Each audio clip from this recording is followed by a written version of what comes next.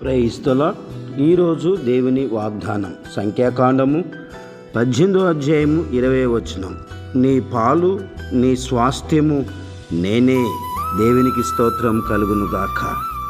మరి ఉదయకాల సమయంలో దేవుని మందిరంలో ప్రత్యక్షపు గుడారములో సేవ చేస్తున్నటువంటి సేవకులకు దేవుడిస్తున్నటువంటి అభయం, దేవుడిచ్చే ఆశీర్వాదం ఏంటంటే, మరి 12 గోత్రాలలో ఉన్న వారి 11 గోత్రాలకు వారికి కావలసిన స్వాస్థ్యం అంతా ఇచ్చాడు.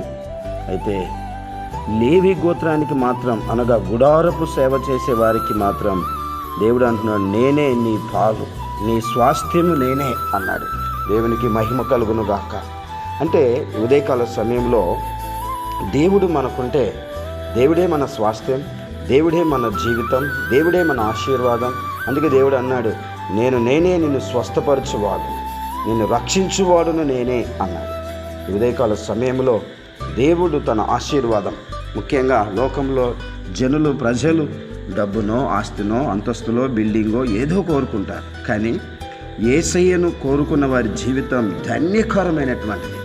ప్రియ సహోదరుడా, సహోదరి, నా జీవితంలో ఏ ఆశీర్వాదం లేదు, దేవుని మందిరంలో నేను పనిచేస్తున్నాను, పరిచర్య చేస్తున్నాను, దేవుని కొరకు వాడబడుతున్నాను అని, గుడారపు సేవ చేస్తున్నానని అనుకుంటున్న సహోదరుడా, సహోదరి, దేవుడు నీతోనే మాట్లాడుతున్నాడు. నీ పాలు నీ స్వాస్థ్యము నేనే కనుక దేవుడి వాగ్దానం మనందరి జీవితంలో నెరవేర్చునుగాక. దేవుడే మన సంపద, దేవుడే మన స్వాస్థ్యం, దేవుడే మన పాలు, మన దేవుడే మనకు సమస్తం. అటు కృప ఈ వాగ్దానమైన ప్రతి ఒక్కరి జీవితంలో నెరవేర్చునుగాక. ఆమేన్. కళ్ళలోంచి కళ్ళు మూసుకొని ప్రార్థన చేసుకుందాం. ప్రేమ కలిగిన మా తండ్రి, పరిశుద్ధుడైన యేసయ్యానికి స్తోత్రము నాయన. ఈ ఫిబ్రవరి మాసం అంతా కాపాడావు తండ్రి. అలాగే నాయన, నూతన మాసమును అనగా మార్చి నెలను మీరు మాకు దయచేశారు. ఈ నెలలో మీరు ఇచ్చిన వాగ్దానం, నీ పాలు నీ స్వాస్థ్యము నేనే అన్నావు తండ్రి. అవునాయన, మా స్వాస్థ్యము నీవే, మా పాలు నీవే తండ్రి. నీకు స్తోత్రం. ఘనమైన దేవుడవు నాయన. అయ్యా, నిన్ను అలాగే ఆశ్రయించేవారు, నీ గుడారపు సేవ చేసేవారు, నీ పరిచర్య చేసేవారికి నీవు స్వాస్థ్యమై ఉన్నావు, నీవు దీవించేవాడు ఉన్నావు, నువ్వు అభివృద్ధిపరిచేవాడు ఉన్నావు తండ్రి. ఈ వాగ్దానం మీరు నెరవేర్చునైనా, ఈ వాగ్దానం మీరు ఆశీర్వదించండి అయ్యా. ప్రతి జీవితంలో నీ కృప దయచేయమని కోరుకుంటున్నాం.